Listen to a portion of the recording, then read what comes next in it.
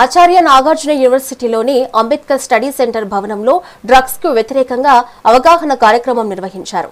ఈ కార్యక్రమానికి eagle team head IG Ravikrishna హాజరై డ్రగ్స్ వాడకం వల్ల కలిగే నష్టాలు, నివారణోపాయాలపై విద్యార్థులకు దిశానిర్దేశం చేశారు.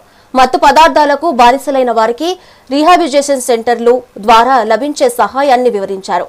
అలాగే డ్రగ్స్ నివారణకు అందుబాటులో ఉన్న 1972 కాల్ సెంటర్ సేవలను ప్రాధాన్యతను విద్యార్థులకు స్పష్టంగా తెలియజేశారు.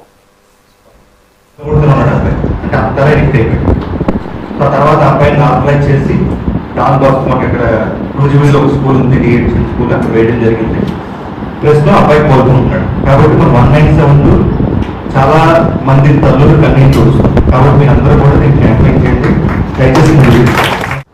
సో ఒక అమ్మాయి ఇంటికి వెళ్ళి వాళ్ళ మదర్కి చెప్పింది 197 కాల్ సెంటర్ ఉంది, తమ్ముడు గంజాయి బారిన పడ్డాడు కదా, చెప్తాం మనం, భయపడచ్చు, చెప్తే ఇంకా పోలీసులు ఏమంటారు, మాకు అంత భయం ఉంటుంది కదా,